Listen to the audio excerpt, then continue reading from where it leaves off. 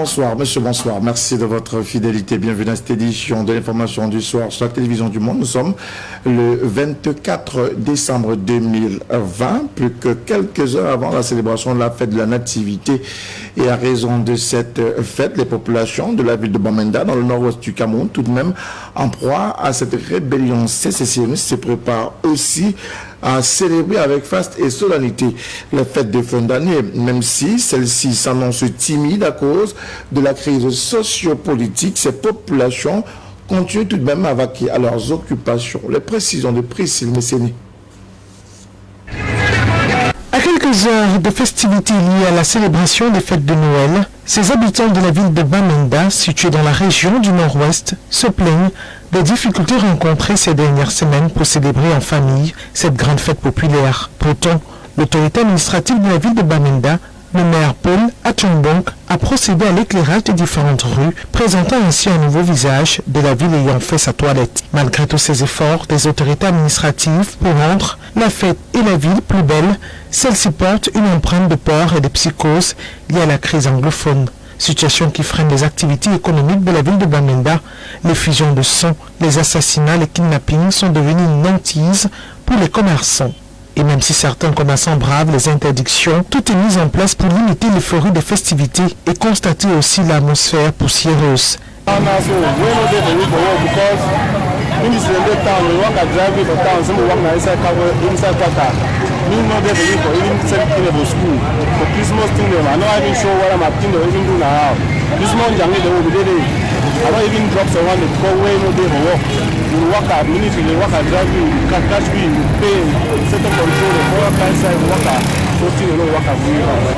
La majorité des citoyens demandent l'aide du gouvernement pour que ces 2 semaines de fête de fin d'année puissent se dérouler sans souci dans la paix et la sérénité. Nous restons dans le chapitre des fêtes marquant cette fin d'année et davantage, nous parlons de cette fête de la Nativité quelques heures avant dans la capitale économique du Cameroun, Douala, dans les marchés et autres espaces commerçants. Ces derniers se frottent les mains davantage à raison de l'absence de clients, même si les populations sont nombreuses. Ces hommes et femmes sillonnent plutôt les couloirs des espaces marchands et fréquentent les boutiques sans toutefois commettre ou alors faire les véritables emplettes. Des précisions de Patrice Foucault et de Patrick Moignan. La fête de la Nativité et son lot de bonheur se manifeste aussi dans les marchés de la ville de Douala. Commerçants, vendeurs ambulants et à la sauvette utilisent toutes les astuces pour convaincre la clientèle qui se fait rare, semble-t-il. Corona est venu bouleverser tout. Il n'y a pas le marché cette année. Et encore que les 2 régions sont en guerre. Les grands clients de Douala sortaient du sud-ouest. Mais ils ne viennent plus. On va faire comment on fait pour le marché. Non, cette année tout est terrible. Il n'y a que le monde là pour rien. Ça ne sert vraiment à rien. Nous sommes là, on souffre depuis le matin. Il n'y a pas d'argent, c'est vide. C'est que ça tue pour rien. Il y a trop de commerçants, même plus que les vendeurs. Les clients, quant à eux, sont bel et bien au rendez-vous des achats de Noël pour le bonheur de leur progéniture. J'ai choisi les grandes poupées là parce que j'ai une fille de 2 ans et je me dis que les poupées c'est pour les filles. Et aussi cette voiture c'est pour mon fils de 4 ans. C'est une voiture télécommandée. Si j'ai choisi ce dernier moment pour venir faire les achats des enfants, c'est juste parce que depuis là on n'arrivait pas à avoir de l'argent, il n'y a pas de problème, on avait des soucis de finances. Et ce n'est que peut-être hier, nous avons eu la possibilité d'avoir le peu que nous avons eu et ça nous permet d'habiller les enfants. C'est pour ça qu'aujourd'hui nous sommes dans l'embouteillage. La fête de Noël 2020 à Douala s'annonce belle. Au vu de l'affluence dans les marchés, les sapins de Noël et jouets pour les tout petits sont divers et variés. Cette affluence des grands jours annonce déjà une fête de la Nativité riche en couleurs et teintée d'émotions.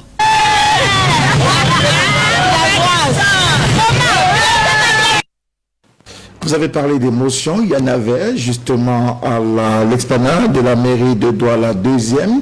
C'est à Niobel où la mairie s'est justement mobilisée pour accompagner les tout petits en cette période des fêtes de fin d'année. La cérémonie de l'arbre de Noël a été tenue encore. Les tout petits ont reçu de nombreux cadeaux divers et variés. Une action à mettre à l'actif de maître Denis Fampo, le chef de l'exécutif communal de Douala 2e, Jean-Jean Medna et Patrice Foucault. Une mère Noël avec des jouets par milliers pour donner du sourire à plus de 500 orphelins et enfants démunis de l'arrondissement de Douala 2e. Et pour la circonstance, le temps d'une célébration de l'arbre de Noël, ils se sont transformés en guitaristes, pianistes, chauffeurs camions, médecins, ménagères, femmes au foyer et autres mères d'enfants, selon le sexe et l'âge du bout de chou bénéficiaire. Je pense que tout s'est passé comme à l'accoutumée, donc nous avons voulu qu'à la veille de cette fête de nativité, que nous nous retrouvons avec nos tout petits de Douala 2 pour fêter avec eux. Je pense que tout s'est bien passé et nous osons croire que l'année prochaine, nous aurons également la force et le courage de continuer dans cette lancée. Rendu à sa 13e édition cette année, l'arbre de Noël de Douala 2e est une occasion pour les enfants issus des couches défavorisées de Douala 2e de passer les fêtes de fin d'année dans une ambiance conviviale au même titre que ceux des enfants des familles mieux loties. Il y a 13 ans, nous sommes là et je pense que c'est la fête des enfants. Nous avons pu bénéficier de cette grâce et nous voulons également offrir cela à ceux qui n'en ont pas ou ceux qui n'ont pas les moyens d'avoir des jouets par eux-mêmes, par les parents et d'avoir un cadeau pour qu'ils puissent aussi fêter avec tous les enfants du monde entier. Et c'est en cœur que ces heureux du jour ont dit un grand merci à Mère Noël qui n'a pas dérogé à la tradition encore cette année. Je suis très contente du cadeau que madame m'a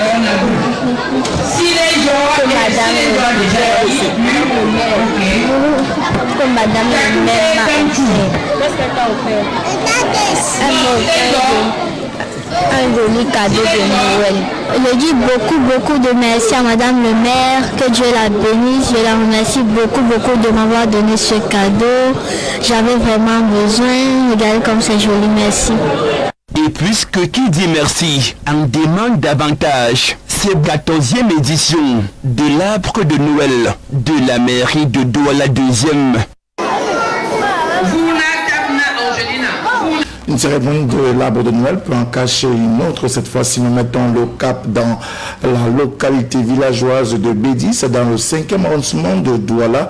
Là-bas, c'est la arène de cette collectivité villageoise qui a réuni les tout petits de ce village pour davantage donner du sourire et partager avec eux un instant à raison de la fête de la nativité. On a coutume à l'appeler la fête des tout petits Brigitte Mboké, puisqu'il s'agit d'elle à renouer avec cette activité et pour l'occasion un peu plus d'une centaine d'enfants à Douala et dans son village natal ont reçu des présents divers et variés. Tout ceci sous la coordination de son époux, Sa Majesté Manfred Mboké, chef du village de Bédi. Reportage. Le concours Mboké à cette soirée nous rassemble en ce lieu pour créer de la joie dans le cœur de ses enfants. À l'esplanade de la cour de la chaufferie du village Bédi, à Douala 5e, un arbre Noël est dressé pour le bonheur des tout petits.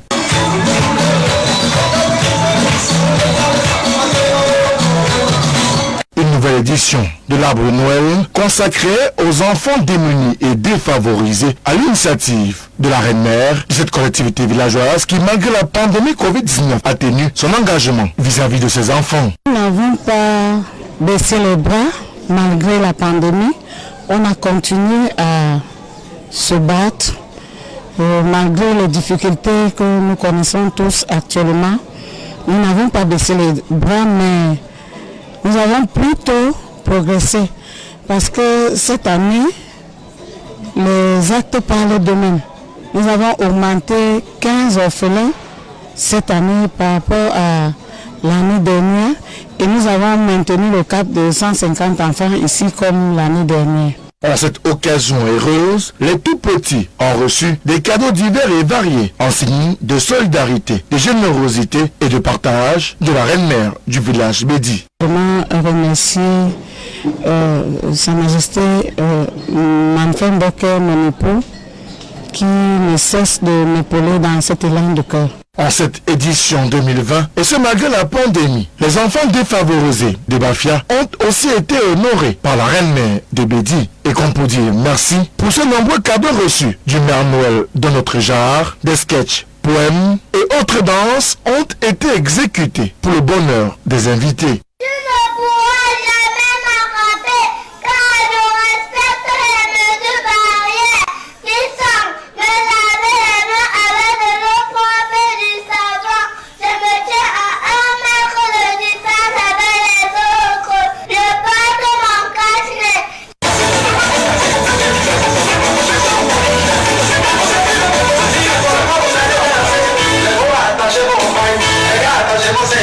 La cérémonie du village pour un coup d'essai, c'était plutôt un coup de maître. C'était très émouvant.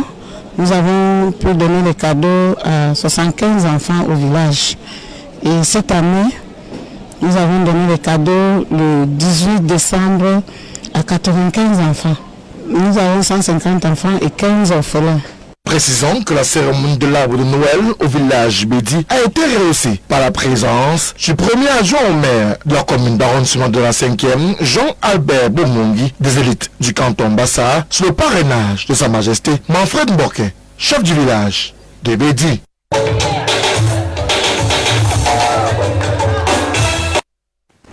Une belle fête ensemble pour ces tout petits du village de Bédi. Nous parlons toujours de ces festivités, de la nativité et davantage. Nous allons nous intéresser au riche patrimoine halieutique et même agricole du Cameroun qui était en exposition à Bipanda, à Douala, à l'occasion du mini-comice agro-pastoral édition 2020. Au-delà des prix alléchants, les producteurs et autres marchands ont laissé exposer ici leur savoir-faire, davantage occasion pour remplir le panier de la ménagère. Patrick Moignan et Patrice Foucault.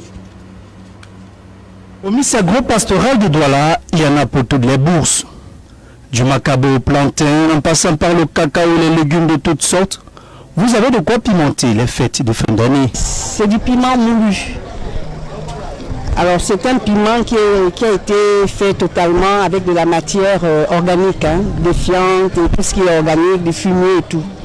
Nous l'avons comme culture principale aussi, c'est la seconde culture on va dire de notre champ. Donc nous le déshydratons, comme vous pouvez le voir là. Et ensuite, on le présente comme ça de manière moulue, donc on l'écrase et tout, nous le conditionnons. Il est excellent pour la santé, un pouvoir laxatif aussi. Nous avons présenté les ignames que vous voyez, les arachides, l'huile de palme, le pistache, en plus les ignames. Pour ces vendeurs et producteurs agricoles, la tâche n'est pas toujours aisée au vu des difficultés liées au transport des marchandises. Plutôt que nous sommes arrivés ici à 2h du matin, puisque moi je suis du département du Nkam, arrondissement de Yingue. La baie nous a tellement dérangés. Nous sommes arrivés à 2h du matin, vers 3h du matin. Beaucoup de difficultés, puisque c'est la saison sèche. Mais au niveau du comice ici, déjà le gouvernement coût, vraiment le coût n'est pas, il n'est pas coûteux. Parce que comme ce tas d'igname là, nous le laissons à 150. Mais pas toujours au goût de tous. Les poulets, si au prix que j'ai pris, je pense que c'est abordable. Oui, c'est bon. Oui, bon. Excessivement cher par rapport à l'année dernière. Et l'année prochaine, les prix puissent être abordables. Quoi qu'il en soit, les fêtes s'annoncent belles au vu du riche patrimoine agricole en exposition ici. À la fois ces commerçants, mais également ces ménagères issus du comice Station, partis en fumée cette nuit dans la localité de Boumonon. De nombreux dégâts matériels ont été enregistrés, mais aucune perte en vie humaine nette dans le décompte à l'issue de cet incendie. Patrick Moignan et Jeanne Yonta. C'est une veille de la nuit. Joël sort de sa chambre, il sort comme ça, il arrête le compter, il redescend comme ça là. Le temps que moi aussi je viens, je vais entrer comme ça là, là ça a pris une force. J'ai pris la course, je suis arrivé au lieu. J'ai trouvé qu'il y avait la fumée dans la maison, c'était trop loin, il y avait un grand feu vide. Il n'y avait pas moyen pour éteindre les gens, mais beaucoup sont sortis. On a commencé à puiser l'eau, on baissait le feu, mais le feu était tellement fort. L'incendie déclaré très tôt ce matin a consumé tout ce qui se trouvait dans ce. On a pu porter le sable, les gens montaient un peu de l'escalier pour verser, pour que ça ne traverse pas aussi de l'autre côté. Le feu était tellement fort. Et les sapeurs-pompiers sont arrivés un peu tard. Quand on avait déjà éteint la grande partie, et ils sont venus avec une petite quantité d'eau que ça ne pouvait pas éteindre le feu. Bien que l'origine des flammes reste inconnue, aucune perte en vie humaine n'est à déplorer. Si ce n'est cette femme qui s'est évanouie sous le coup de l'émotion, mais vite remise à part. Garoua, de bons points pour les éléments de la gendarmerie nationale, mais aussi de la douane camerounaise. Un faux douanier a été mis hors d'état de nuit dans cette partie du pays. Et quelques usagers de la route, il a fallu donc l'intervention de la gendarmerie et même de la douane pour l'interpeller dans la nuit du 23 décembre 2020. Retour cette interpellation dans ce reportage. Abdoulaye, puisqu'il s'agit de lui, a été neutralisé en compagnie de son complice par les éléments de la brigade de gendarmerie de Gashiga. Ce monsieur a été interpellé lors de nos missions régaliennes, les patrouilles au niveau de Bogari. Il était sur une moto, on l'a interpellé, invité à nous donner son identité. Il nous a donné son nom. Après plusieurs heures, et nos investigations, il s'est avéré que c'était un faux douanier. Et en passant, il avait déjà saisi 2 motos et 3 téléphones portables. Il sortait de Demsa pour Garoua. Et lorsqu'il a été interpellé, on lui a posé la question, celle de savoir s'il n'y avait pas une douane au niveau de Gashiga et même à Demsa. Il n'a pas pu nous répondre. Il est tombé aux aveux, déclarant qu'il a cette tenue depuis 5 ans et qu'il aurait pris chez un certain Lim. Oui, qui travaille à Bagnou. Pris dans la nuit du 23 décembre 2020, le faux douanier affirme être fasciné par ce corps de métier. Il a d'abord dit qu'il aimait le corps de la douane. Et après, il nous a dit que bon, c'est arrivé comme ça. Abdoulaye, le faux douanier, désormais entre les mailles des filets des forces de sécurité, ne serait pas à son premier coup. Avec nos investigations, on a compris. J'étais parti dans un petit village qu'on appelle souvent Mayo Boutali, près de Yarmi, là où il s'est arrêté. Quand j'étais arrivé, il m'a demandé de me présenter. Il lui a dit que moi, il m'appelle Freddy. Il dit qu'il est de la douane mobile, que je lui dois la quittance de ma moto. Il dit que moi, j'habite juste à côté. Je ne suis pas sorti avec mes documents, mais mes dossiers voulaient dire. Il m'a demandé de lui donner quelque chose pour partir parce qu'il est sorti pour travailler et qu'il ne pouvait pas rentrer les mêmes vidéos comme ça. Il dit que moi, il n'y a rien. Il m'a demandé si jamais toi, tu pars pêcher le poisson et que tu as le poisson et que tu vas donc rejeter le poisson là dans l'eau. Il dit que ça, c'est pas mon affaire. Il voulait à tout prix que je lui donne ma moto. Il dit que non, je ne peux pas lui donner ma moto. Précisons que cette interpellation intervient au lendemain d'un mesure prescrite par les autorités administratives de l'arrondissement de Demsa pour tordre le cou à l'insécurité et permettre aux populations de passer des fêtes de fin d'année dans la quiétude. J'ai instruit l'état-major de veille et chaque après la fin du travail, les patrouilles de la brigade de Gashiga, de Demsa ainsi que de Mila sillonnent dans toute l'étendue de l'arrondissement. Et c'est... De toute façon, c'est de toujours collaborer avec les services de la douane, ramener toute information de tout mouvement qui va sur le terrain vers la douane pour assurer que tout le monde qui se déploie dans le territoire douanier est effectivement envoyé par les services de douane. Pour l'un dans les geôles de la brigade de gendarmerie de Gashiga en attendant d'être déféré devant le procureur de la République à Garoua.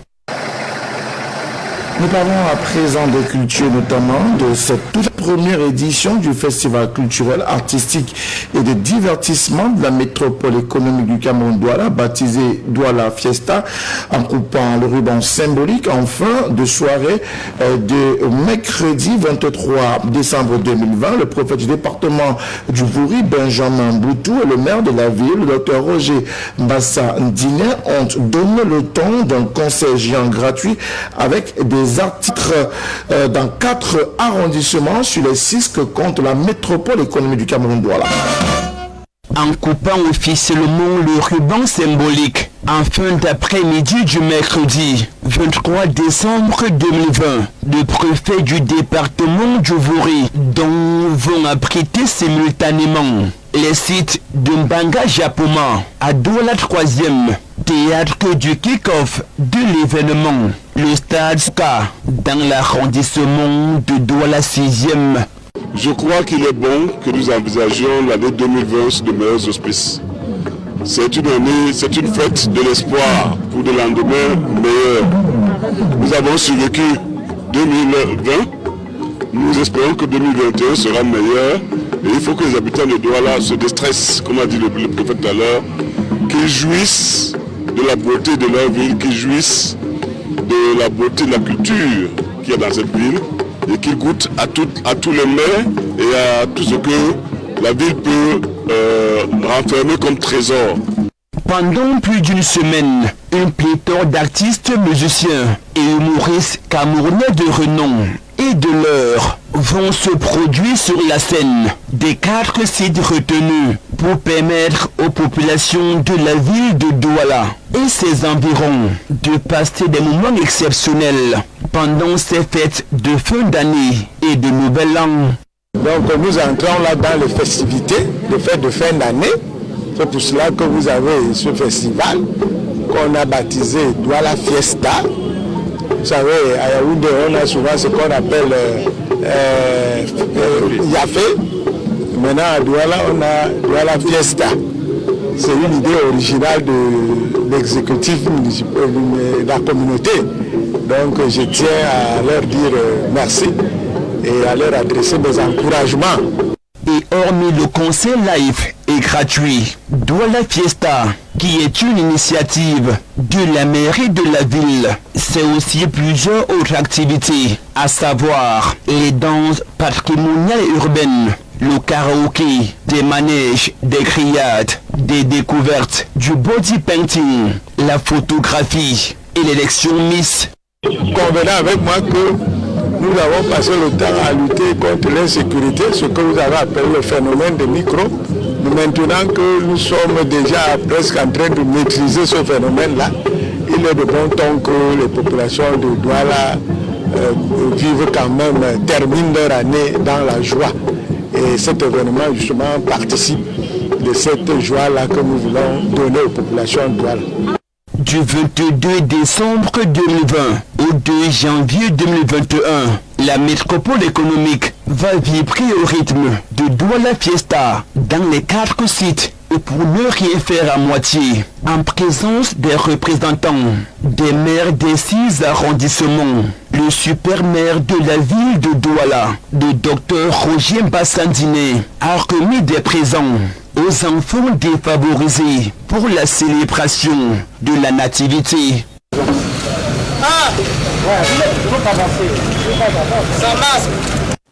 Nous parlons de toute autre chose à présent. Préparatif du championnat d'Afrique des Nations 2020. Le président du comité du site de Douala était sur le terrain. Le gouverneur de la région littorale, Samuel Dieudonné Iva Adibois, puisqu'il s'agit de lui, est allé s'assurer de l'état d'avancement des travaux routiers de la pénétrante est de la ville de Douala. Retour sur cette descente, Zobel Apollinaire et Patrice Foucault.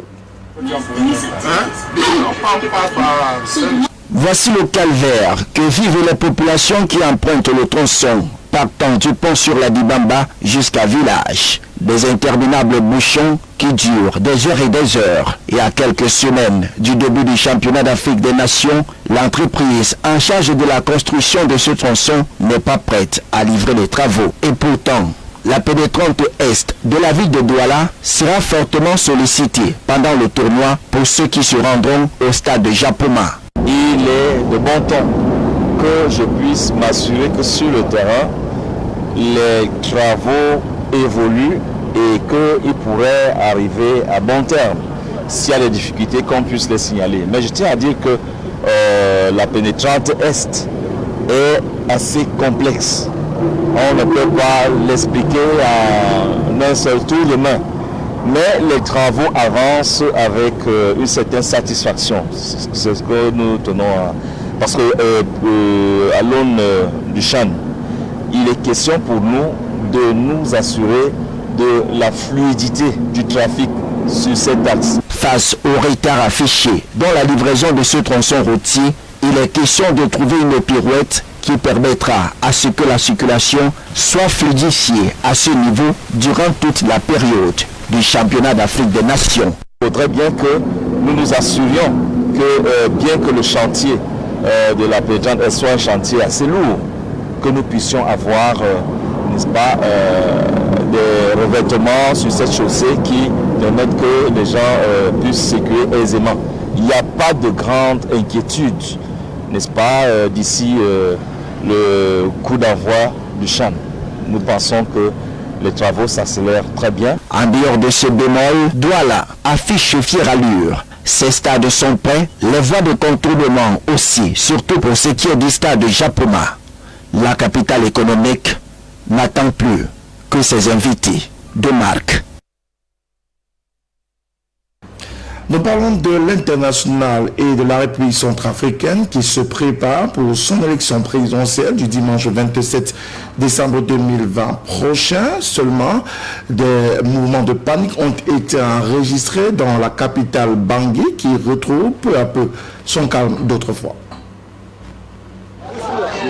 C'est une rumeur sur une attaque imminente des rebelles qui a semé la panique à Bangui. Ici à Boirab, dans le quartier présidentiel, des habitants pris de peur rentrent chez eux au pas de course. Même ambiance dans le quartier PK9, où femmes et enfants accourent pour rejoindre leurs proches et peut-être quitter la capitale au plus vite. Pendant plusieurs heures ce matin, l'affolement a envahi Bangui, tout a fermé. Les activités, écoles, administration, commerce ont cessé. Devant les locaux de la télévision nationale, la ministre de la Défense a rassuré la population, tout comme la force onusienne, la MINUSCA. C'est vrai, ce matin, il y avait la panique des populations qui courent partout. C'est vrai, comme vous le savez bien, elles sont au courant de ce qui se passe dans la province. Nos unités se sont rendues sur place et la situation est maîtrisée et il n'y a rien à craindre.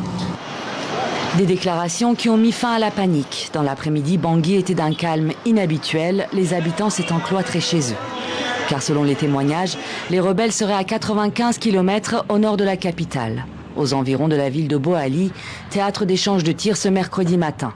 La veille, c'est la ville de Bambari, à près de 400 km à l'est de Bangui, qui a été brièvement attaquée avant d'être reprise par les forces centrafricaines et les casques bleus.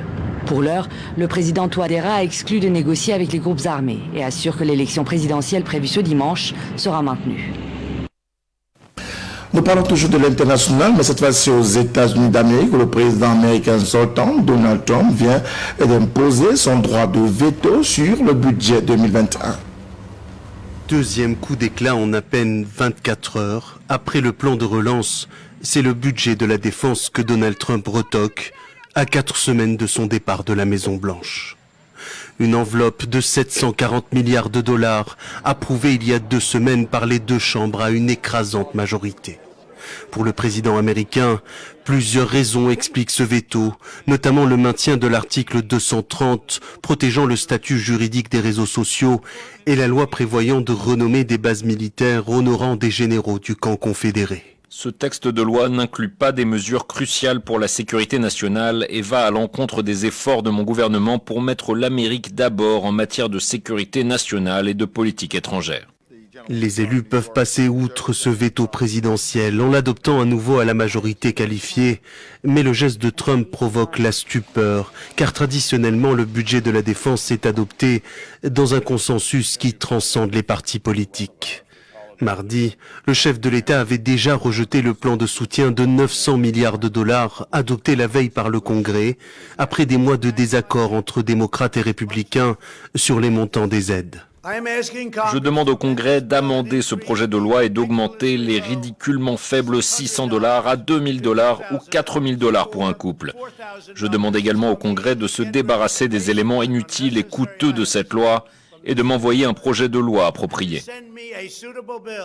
Le plan de relance économique fait partie d'un ensemble de textes législatifs comprenant le projet de loi de finances 2021.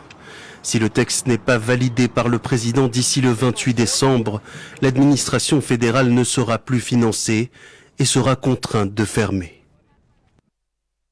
Voilà, monsieur, c'est avec ce reportage que nous mettons un terme à cette édition de l'information du soir sur la télévision du monde. Merci surtout de l'avoir suivi au nom de la télévision du monde. Joyeux Noël à toutes et à tous et restez en compagnie de programmes qui se poursuivent. Au revoir.